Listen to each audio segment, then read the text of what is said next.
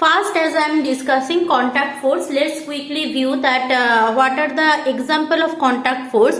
The contact force examples are the force of friction, normal reaction force, force of tension by string, force exerted by a spring, force exerted by two body during collision. One after another I am explaining that. So for explaining this force of friction, I will show you a video, then I will explain the thing. Okay, so let's go for that. Start learning about friction. Rewind back, zoop. When you were sliding, two objects were rubbing against each other. The slide and your body. A force occurred due to this. Friction is a force that holds back the movement of a sliding object. That's it. Friction is just that simple. Let's understand it with some examples. What would happen if you tried to slide across the smooth floor? You probably would move smoothly, right? Let's see one more action. What if you tried to slide across a wooden rough floor? You probably wouldn't move much. Why is it easier to slide on the smooth surface floor than the rough surface floor? The answer is friction. Friction is a force that holds back the movement of any object. In this case, you, my friend. The rougher a surface, the more friction. The smoother a surface, the less friction. Now we know what friction. So we are having a little bit idea of the force of friction. Means suppose I am moving. So I am moving means my legs are in contact with the floor. So always the floor wants to hold back me. Clear? I am giving you another example also. Just wait. Suppose I am having this chair. Let's see, you can see it or not. Just wait. So yes, chair can be seen. Now see, I am giving force to the chair, but I can't move it. Means what? The floor giving opposite floors to the leg of the chair. So that's why I can move. But if I am giving enough force, so it can easily movable. Means the floor has a certain value of frictional force. If I can overcome that value of frictional force, so I can move through the friction force. So that is called friction. Means whenever you are moving on a floor or moving on through an object, so the force which is holding you back, that is called frictional force. So obviously for frictional force you need a contact between the object and the surface who is giving the force. Clear? Now coming for normal reaction force. So normal reaction force means if you suppose I am pushing the object.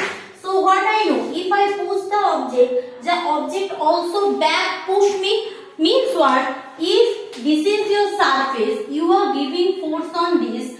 In the perpendicular motion, surface also giving force on us. So that is falls under category of normal reaction force. So obviously normal reaction force is also one of a kind of force of contact force. Now coming for force of tension by a string. Very easy. Suppose a string hanging over there. Now you are pulling that string continuously. Here I am having a string, fortunately. See in the top part. Wait, showing you. Wait. I think you can see the rope. I think so. So if I am holding the string or rope, suppose this is my marker pen.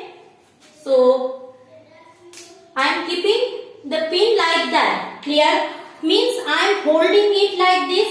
So both the side you can see here and here there is a force of pulling it. So that force is called what? Tensional force, because there is a tension here and here. Both the as I am giving force downward direction, here and here tension in the string has been increased. So this is fall under the category of tension on the string. This is a string. This can be like that also. From the string, if I am keeping something hanging, hanging, so that time also the tension on the string, that is also under the category. Means my purpose of saying is that anything of tension force, that is falls under category of contact force. Anything under the tension force, that is falls under category of contact force. Clear? Next coming force exerted by the spring. That is spring. That is very easy. Spring, all of us, I know, you know, that is a helical structure like this. Spring, all of you know very well. So if that you are compressing a spring, so after that if you release, so spring suddenly increase in side, or if you are giving force from outside, so what is happening? Spring is compressed. So this is also a contact force, and force exerted by collision. Two substances when collide with one each other. This example, so I can easily show you. Very easy to show. Just wait.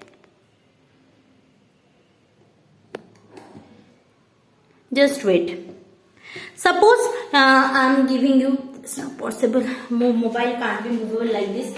Suppose this is a object. This is a object. They are coming very close to each other and they collide. So due to that collision, there is a force exerted one each other. That is the called the force of collision. So these all forces needs a purely contact surface. So that's why these all are the fall under the category of contact force. This all falls under the category of contact force.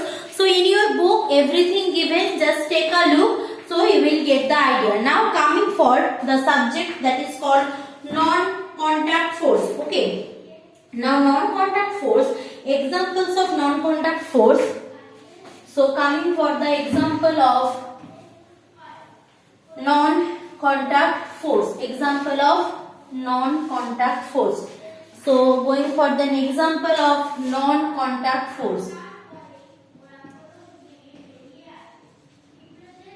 Okay, non-contact force examples are, as we know, first of all, the examples are gravitational force,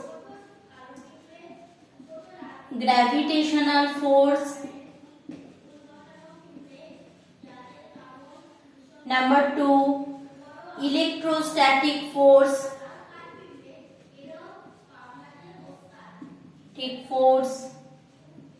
and then magnetic force. One after another I am giving. See, we all know that Earth attracts Sun and Sun attracts Earth. So this is due to what? Gravitational pull. So this there is no physical contact between Earth and Sun. So this is an example of gravitational force, or better I can say I can categorize it as non-contact force.